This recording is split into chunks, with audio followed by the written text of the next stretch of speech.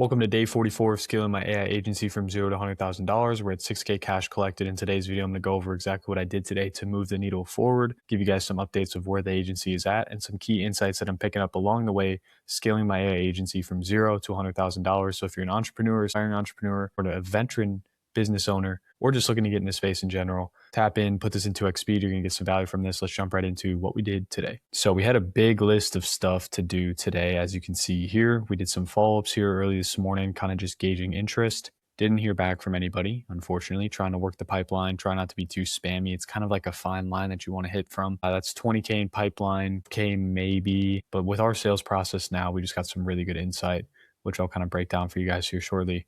We got our sales process dialed, very good structure to it. We got some really good advice from my sales mentor. We're going to finalize that tomorrow. We're going to do the pitch deck. Like I have all the assets generated on the pitch deck, like I showed you guys, but I'm going to put it into Miro instead of Google Slides so I can skip through a couple things. So essentially we're going to have 3 tiers of offers. The most expensive one, it basically goes per vertical, right? So if they want, 4 verticals, it's a 20K offer. If they want 3 verticals, it's a 15K. If they want 2 verticals, it's the base vertical package, it's 10K. If they want 1 vertical, it's 5. So we can kind of downsell from there. So we're going to basically make packages like that. We already have pricing dialed in. Delivery is the same. It's just like we build it out for more offer opportunities that you have. So we got there. I'm going to study some sales calls tonight that I did, and then also learn a little bit more about the B2B sales world and how that whole process goes. Content marketing, didn't get into this. I really wanted to today. We're going to get into it tomorrow. Back-end automation is not a huge priority until we actually get someone to not close on a call, which I don't think is going to happen here moving forward. So we might just cross this off the list entirely. We got our offer optimized a little bit, like I was just telling you there. And then we also did a very strong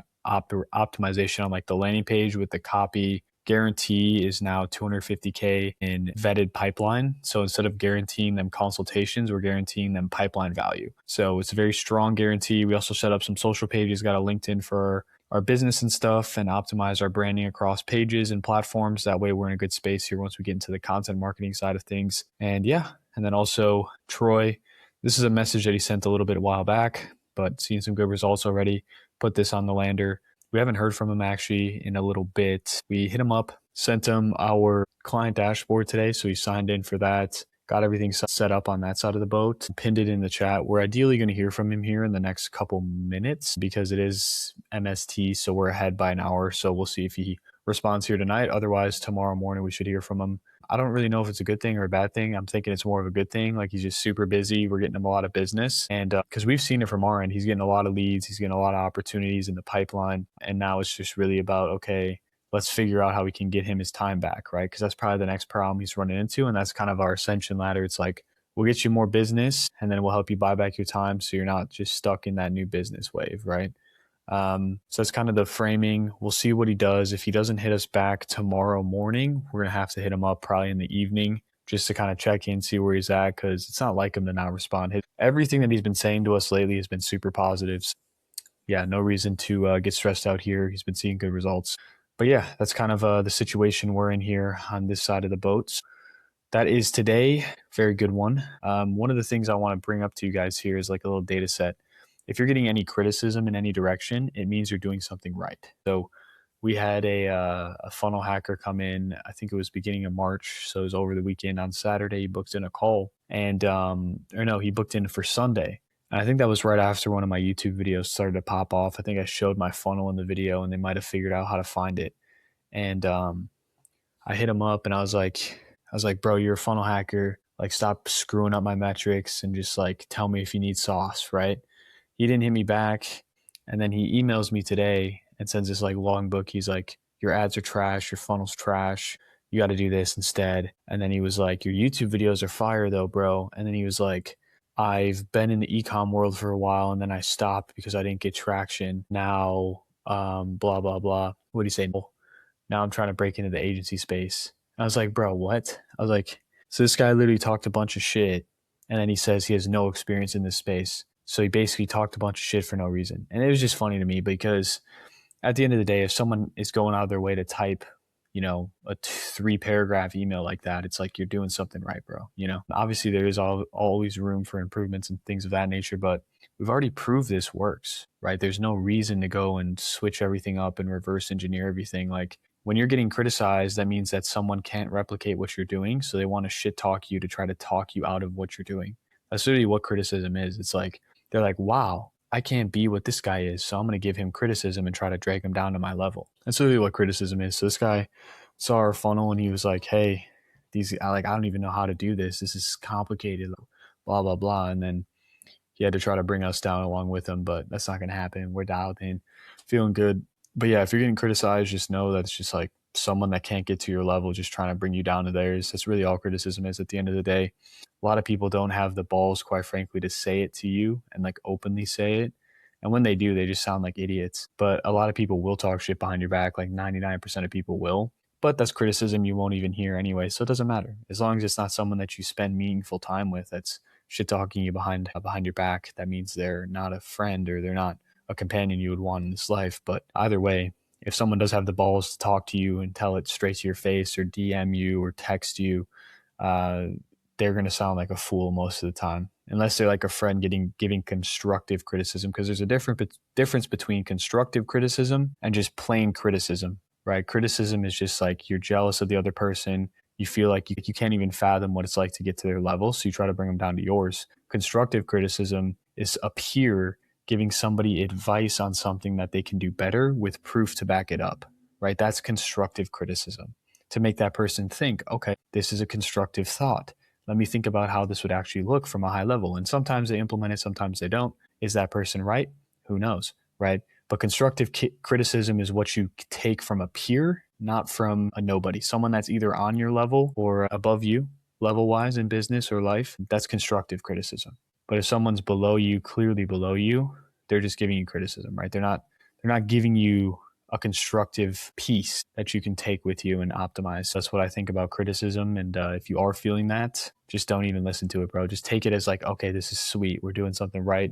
Let's keep rolling and use that as fuel for the fire. So I want to give you guys a quick update on the current situation with the agency. So right now we have ad spending at $30 a day. Our goal here is to see a call come in either tonight or tomorrow at some point. We're kind of seeing it based on our media buying experience. It's like, okay, we kind of just have to wait for the momentum in the campaign to kind of build again, because we've already proved the concept behind the funnel, right? The ads work, the funnel converts. We've had people book calls that are our exact ICP. Now it's really just, okay, let's get that momentum back again. And the way we see it is like, yes, our metrics are inflating over that $50 cost per qualified call mark. But realistically here, within the next day or two, we should start seeing maybe 2 calls in a day, or at least a call a day, to start kind of evening out those metrics. We kind of knew it's like, okay, like give or take $50 to $100 cost per call. I'm fine with that. Like as long as we're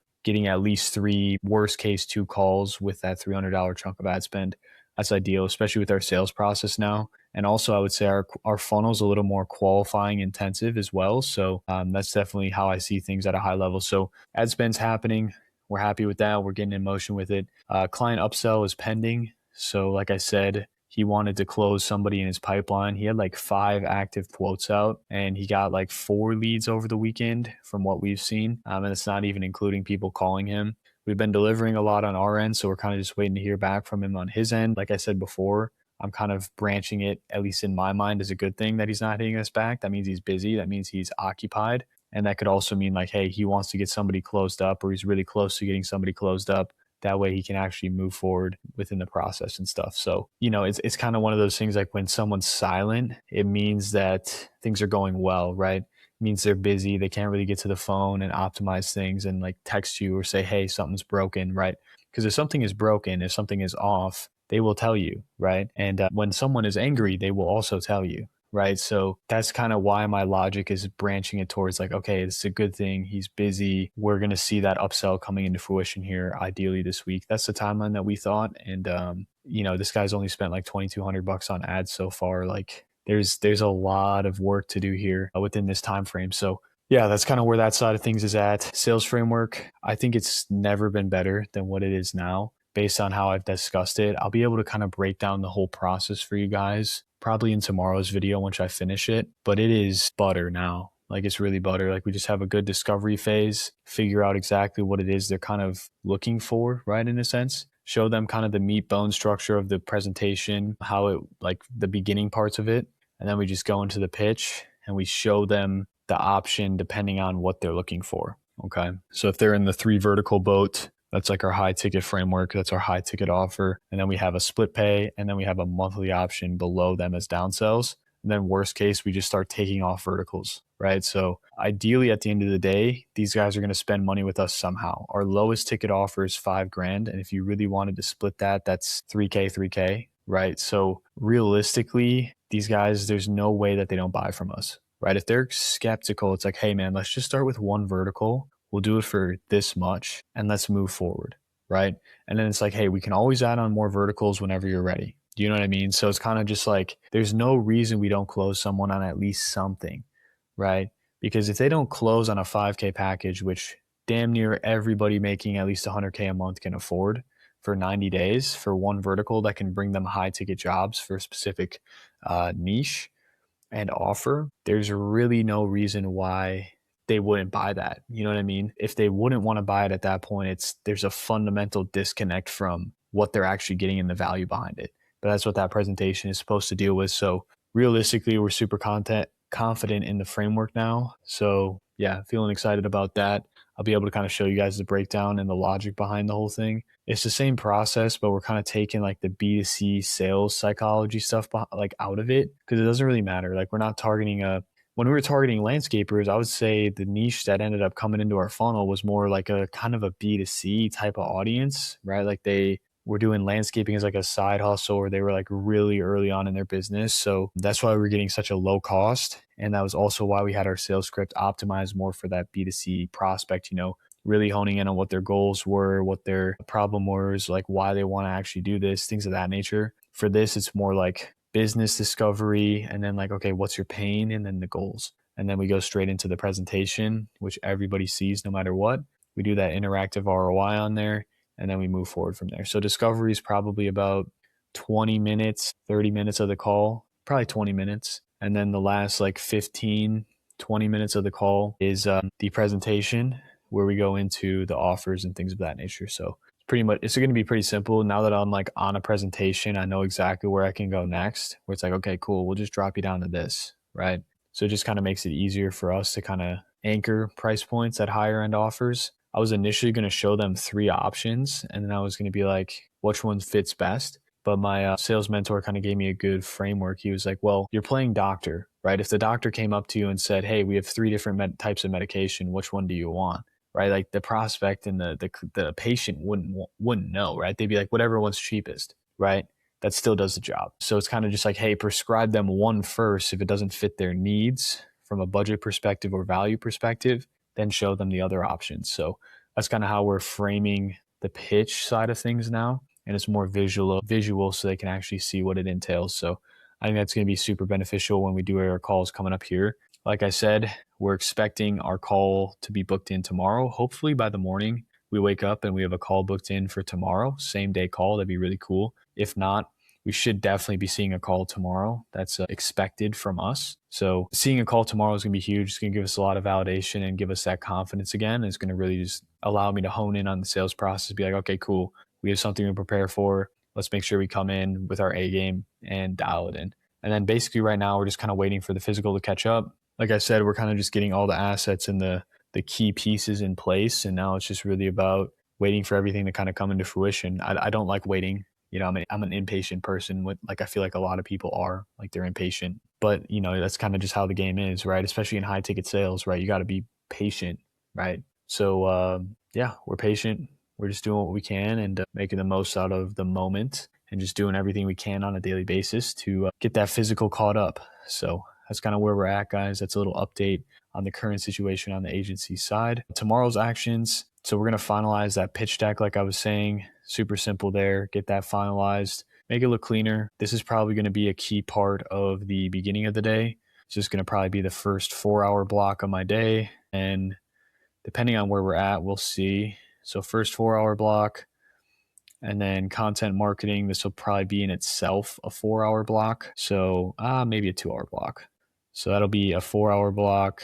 And then these last two, I don't know. We'll see if we can get to them. Like I said, sales practice, that'll probably come along with the first 4-hour block. So we'll see. But content marketing, that could be 2 hours. I want to get the plan in place at least. But like I said, I want to get 2 videos out this week. I want them to be valuable. And then, obviously relevant to the ICP we're targeting. So we'll see if we can get to 2 videos. If we can, that's like a huge bonus. It just really depends. Like if we did book a call in tomorrow, I don't know if I'm going to even touch content marketing. I'm just going to solely be focused on sales. So the whole day is probably going to be just directly sales related. And then if our client comes back into the mix, ideally he will by tomorrow evening at the latest, we'll be able to figure out what that looks like too. So that is the plan for tomorrow. And then CSM optimizations, I think I'm going to spend the rest of my night here doing that. I'm going to get kind of like our drive organized, Claude Code brought up to speed a little bit more. Cause like with Claude Code, you got to be at least interacting with it on a daily basis within your GitHub repo, kind of giving it insight into like where you're currently at. So